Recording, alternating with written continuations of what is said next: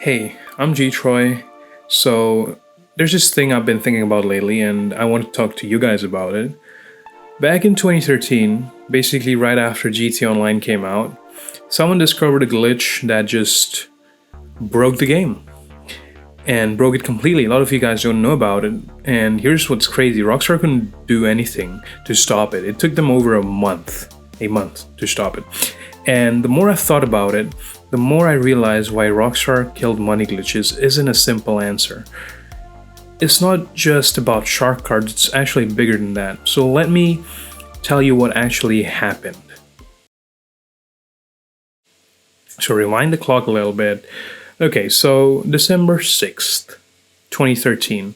GT Online has been out for like 3 weeks. Some guy named W5 on the Sensen forum figures out that one single file, just a single file, controls all of the game's money and RP values in the entire game.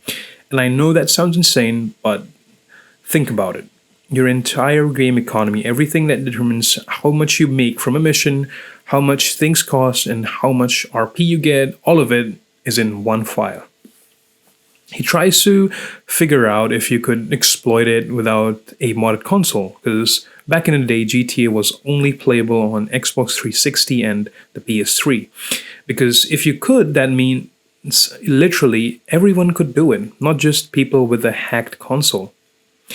And then another guy, ECB2, actually figures it out and gets it to work before W5 does. And he makes a video of it, but he doesn't want to tell people how because he knows it'll get patched.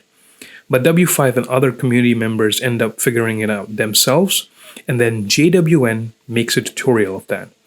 And that's when it spreads everywhere, like COVID. So here's what you could do. And this is insane. You could load into a game, rob a store, a normal store, which usually pays you 2,000 bucks, and you could make $1.7 billion in one mission. Not per hour, one single robbery. Now, I've watched videos of people from back in the day, and they were genuinely shocked when they see the money. They're confused. They thought maybe they'd make 1 million and suddenly they have 1 billion. And they're just standing there staring at their screens, trying to comprehend and understand what just happened. And because it was so easy to do, like literally, just change your DNS settings. And within days, hundreds of thousands of people were doing it. One guy on Reddit shared his DNS code and it was used by over 65,000 people. That's just not a code. That was just one code, not just a code. That was just one code, and there were thousands of it, thousands of codes out there. So by December, Rockstar saw that, lobbies were ruined. You couldn't play. 1 in 3 lobbies had someone using a DNS code. People were giving away billions to strangers. Random players would walk by, and suddenly you would be hit with $1 billion bounty. And you'd be basically gifted $1 billion. And look, some people thought that was cool, free money and stuff, but other people, they were stuck in cheater lobbies, wrongfully flagged by the system for receiving glitched money they didn't ask for. They couldn't get out. They did nothing wrong and they got locked out of the game. So Rockstar finally patches this on January 11th, 2014, if I remember correctly. Over a month. It took 35 days for them to fix this. But here's the thing. They can't fix that, right? They can't put the money back. It was gone. So they did what they had to do. They reset everyone's money within a week. Everything that everyone got from this glitch was gone. They just wiped everyone's account. But they couldn't take back what people already bought. So all the cars, properties, clothing items, accessories, they stayed. Even though your money got wiped, you still had everything in the game. And what smart people did was they saw this coming and they filled their garages with max supercars before the wipe. And when their money was reset, they just sold all their cars for millions. So they still kept some money, you know? So, yeah, even after wipe, some people came out ahead. And honestly, most people got off free. They couldn't ban everyone because everyone did it. How do you ban millions of players? You just simply can't without ruining your whole game. So they banned some people, moved some to cheater lobbies, and reset the money. That's it. Even today, almost 12 years later, people still own the items from the DNS codes. I recently watched a video where a content creator said he still has original Pegasus vehicles from the launch of the GTA Online he got because of the DNS glitch. They're still in his account and you can't take them away.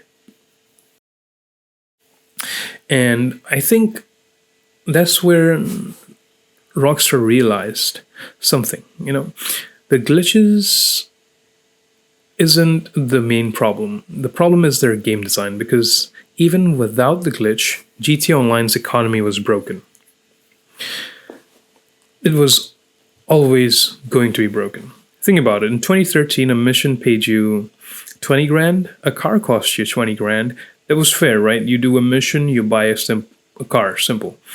But by 2020, a normal car cost you about $1.5 million. A single car. Meanwhile, the old mission still paid you 20 grand. That's just 20 grand. Simple as that. For like the same 30 minutes you put in. And so new players looked at this and they went, how am I supposed to play this game now? How am I supposed to progress when the cheapest cool looking car is like $1 million? And you are sitting out there and I'm sitting out here making like 20 grand a mission. And there's three ways to solve that, right? Grind for weeks, or buy a shark card with real money, or find a glitch.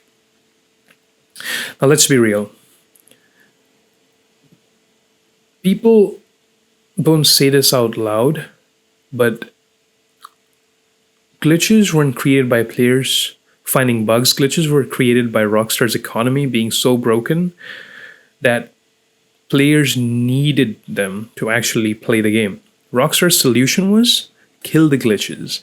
Not fix their economy, just kill the glitches. And fast forward to 2020, Rockstar thinks they've learned from this, right? Everything that they've been through. But here's the thing. Here's the thing. The apartment garage property glitches show up. And this one was actually different. But different for Rockstar because Rockstar could actually see it. Like you trade your properties and suddenly it's worth millions more. Rockstar's system flags that instantly. People didn't know that, but with the power of hindsight, now we do. So you could make like 2 million every time you did the property trade, and super easy to do. And because it was so obvious to track, Rockstar responded in a different fashion. They issued a ban wave. So since the game's release, online's release, for 6 years, all they were doing is patching the glitches. This time, it was not gentle. It wasn't a simple patched glitch. It wasn't just patch the glitch and move on. It was a ban wave. And this was the first big ban wave in GTA Online. And I'm talking about thousands of people, maybe tens of thousands, maybe even 1 million people. I don't know. Account completely reset and progress completely wiped. Permanent bans that they issued, and Rockstar officially called it the property trade-in abuse.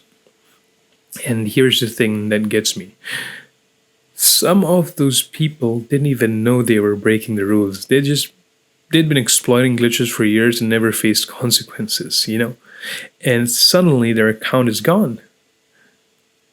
Like that happened to me too. If you go into my channel, there's a video of me getting money wiped completely. I was lucky enough to get my money wiped. Some people got their account wiped completely, level 1 or even permanent banned from the game. I've watched videos also from people who had thousands of hours in GTA Online and 7 years of progress, which is just gone, deleted instantly. And look, I understand why Rockstar did it. The economy can't really function. The economy can't really function when everyone has unlimited money. The progression system becomes meaningless, shark cards become worthless, and the whole game falls apart. But it was harsh. It was really harsh to do that to players.